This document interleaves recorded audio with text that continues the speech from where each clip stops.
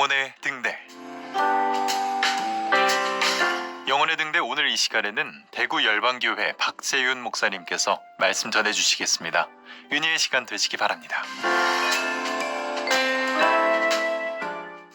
우리는 그리스도인이라는 이름으로 교회를 다니며 신앙생활을 합니다. 그렇다면 신앙생활의 목적은 무엇일까요? 우리가 가정에서 자녀를 키워봐도 철든 자녀가 있는가 하면 아직 철들지 않는 자녀가 있습니다. 마찬가지로 신앙생활을 하면서도 철들지 않는 성도가 얼마든지 있을 수 있습니다. 신앙생활을 잘 한다는 것은 철든 성도가 되어 하나님을 기쁘시게 하는 것입니다. 철이 들었다는 말은 영적으로 성숙했다는 말입니다. 그런데 영적 성숙은 신앙의 연륜이나 직분이나 성경 지식이나 은사 체험과는 전혀 다른 차원의 것입니다. 보이지 않는 내면의 영혼, 곧 속사람과 관련이 있습니다. 그동안 한국 교회는 겉으로 기도를 열심히 하고 봉사를 열심히 하면 성숙한 사람으로 착각해 왔습니다. 내면의 속사람의 문제를 외면한 채 겉으로 드러난 종교적 행위나 봉사와 활동을 보고 성숙한 것으로 생각해 왔던 것입니다. 그 결과 겉으로 성숙해 보이지만 영적으로는 어린아이에 머물러 있는 그리스도인들이 교회 안에 넘쳐나고 있었습니다. 그래서 그들의 연약함과 미숙함 때문에 교회 공동체 전체가 신음하며 고통해 왔던 것도 사실입니다. 이런 형편이다 보니 세상의 빛과 소금이 되라는 주님의 명령은 논할 수조차 없는 실정이 되었습니다. 물론 영적 성숙이 겉으로 보이는 열심과 봉사와 헌신과 관련이 있을 수도 있습니다. 그의 영적 성숙으로 말미암아 봉사와 헌신이 이루어진 것이라면 그것은 너무나 자연스러운 것이고 아름다운 것입니다. 그러나 그저 겉으로 남들에게 보이기 위한 열심이나 봉사와 헌신이라면 영적 성숙과는 거리가 먼 것입니다. 그러므로 진정한 영적 성숙은 겉으로 드러난 열심과 봉사와 헌신이 아니라 내면 속에 숨겨진 속사람의 성숙입니다. 영적으로 성숙한 사람은 많은 고난을 통과하면서 하나님을 신뢰하며 하나님 나라의 원칙을 배운 사람입니다. 그러므로 영적으로 성숙한 사람은 세상의 유혹에 쉽게 빠지지 않습니다. 영적으로 성숙한 사람은 세상의 것에 만족하지도 않고 하나님 나라의 뜻을 행하며 만족하게 살아갑니다. 에녹이 300년 동안 주님과 동행했던 것처럼 주님과 친밀감을 나누면서 자신의 삶 가운데 하나님의 선한 열매를 맺습니다. 영적 성숙한 자는 영적 어린아이 때를 지나면서 물론 자충우돌 시행착오를 통해 넘어지기도 하고 쓰러지기도 했지만 끝내 청년으로 성숙했다가 드디어 성숙한 자가 된 것입니다. 영적 성숙한 자도 많은 갈등과 고난을 통과하면서 하나님을 알고 그리스도 안에서 모범이 된 사람입니다. 물론 영적 성숙한 자라고 해서 그의 삶 가운데 완전히 절망과 갈등이 없다는 말은 아닙니다. 때로 그들의 삶과 행위에서 영적 어린아이와 청년의 때 연약한 모습이 나타나기도 합니다. 그러나 영적으로 성숙한 자는 그 영적 어린아이와 현저한 차이가 있습니다. 그것은 비록 그도 연약하여 실수하여 넘어졌다 할지라도 그 자리에 머물러 있지 않고 곧바로 다시 일어나 진리 안으로 돌아온다는 사실입니다.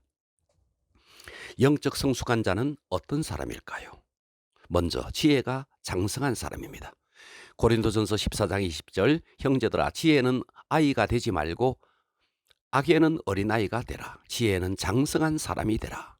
성숙한 사람은 하나님의 지혜가 장성한 사람입니다. 그래서 그의 모든 삶과 사역 가운데 하나님의 지혜가 흘러나옵니다. 성숙한 사람은 주님과 늘 동행하며 살기 때문에 주님으로부터 흘러나오는 깊은 통찰력과 지혜가 있습니다. 성숙한 사람은 하나님과 친밀감 속에 있기 때문에 그 친밀감으로 말미암아 영적 지혜가 흘러나와 그리스도의 몸된 교회를 부유하고 견고하게 만들어갑니다. 이런 성숙한 사람이 리더가 된다면 교회는 사역에 목숨을 걸지 않는데 사역이 저절로 됩니다. 전도에 목숨을 걸지 않는데 전도가 저절로 됩니다. 교회는 늘 편안하며 풍요롭습니다. 성숙한 사람은 하나님과 맞닿아 있기 때문에 지혜가 장성한 사람입니다. 영적 장성한 사람은 어떤 사람일까요? 창조주 하나님을 알고 그분의 뜻대로 행하는 사람입니다. 요한일서 2장 13절 아비들아 내가 너희에게 쓰는 것은 너희가 태초부터 계신 이를 알았음이요. 사람이 세상을 창조하신 창조주 하나님을 경험하고 안다는 것은 놀라운 일입니다. 여기서 하나님을 안다는 것은 지식적으로 아는 것이 아닙니다. 고난과 고통 가운데서 하나님을 믿음으로 체험했다는 말씀입니다. 그래서 이런 사람은 실제적으로 하나님을 알기에 하나님 나라의 원칙과 길을 이해하는 사람입니다. 모세는 성숙한 하나님의 사람이었습니다. 그는 하나님을 알았고 주님께 순종하는 삶을 살았습니다. 그는 지혜롭기 때문에 백성들에게 하나님의 계획과 하나님의 뜻을 전달하는 통로가 되었습니다. 그래서 하나님은 모세를 통해 이스라엘 민족을 향한 하나님의 마음을 다 드러내 보이셨습니다. 이처럼 하나님은 한 공동체 안에 이런 영적 아비, 성숙한 자를 통해서 그 공동체 안에 하나님의 방향을 제시하는 것입니다. 그러므로 교회 공동체는 이런 영적 성숙한 자의 존재가 절실하게 필요합니다. 다윗을 보십시오. 다윗은 정말 위대한 하나님의 사람이었습니다. 다윗이 위대한 점이 무엇입니까? 다윗이 부국 강병한 나라를 세우고 수많은 시편을 쓰고 통일 이스라엘을 이룬 왕이었기 때문에 훌륭한 것이 아닙니다. 다윗이 훌륭한 것은 성전 건축을 하지 않았기 때문에 훌륭한 것입니다. 아니, 성전 건축을 해야 훌륭하지 성전 건축을 하지 않는데 어떻게 훌륭할 수 있느냐? 그것은 성전 건축보다 더 중요한 것은 하나님의 뜻이었습니다. 사실 다윗만큼 성전 건축을 사모했던 왕도 없었습니다. 그는 성전 건축을 하고자 하는 소원과 꿈과 강한 의지를 가지고 있었습니다. 그래서 그는 오랫동안 성전을 건축하는 데 필요한 모든 준비를 했습니다. 그런데 하나님의 음성이 들렸습니다. 역대상 22장 8절 여호와의 말씀이 내게 임하여 이르시되 너는 피를 심히 많이 흘렸고 크게 전쟁하였느니라. 내가 내 앞에서 땅에 피를 많이 흘렸은즉 내 이름을 위하여 성전을 건축하지 못하리라. 보라, 한 아들이 내게서 나리니 그는 온순한 사람이라. 내가 그로 주변 모든 대적에게서 평온을 얻게 하리라. 그의 이름을 솔로몬이라 하리니 이는 내가 그의 성전의 평안함과 안일함을 이스라엘에게 줄 것임이니라. 그가 내 이름을 위하여 성전을 건축할지라.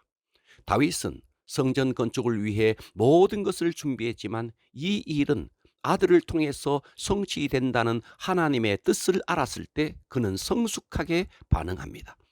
하나님의 뜻 앞에 주저없이 자신을 낮추고 아들에게 모든 것을 이양합니다.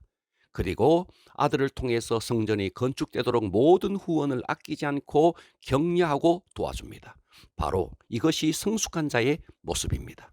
그래서 지금까지 우리는 다윗 성전이라 하지 않고 솔로몬 성전이라 부르는 것입니다. 사랑하는 여러분, 성숙한 사람은 하나님과 맞닿아 있기 때문에 지혜가 장성한 사람입니다. 그리고 성숙한 사람은 다윗처럼 내 뜻이 아니라 하나님의 뜻을 행하는 사람입니다. 우리 모두 철든 성도로 영적으로 성숙한 성도가 되어 하나님을 기쁘시게 하는 성도가 되시기를 주님의 이름으로 축원합니다.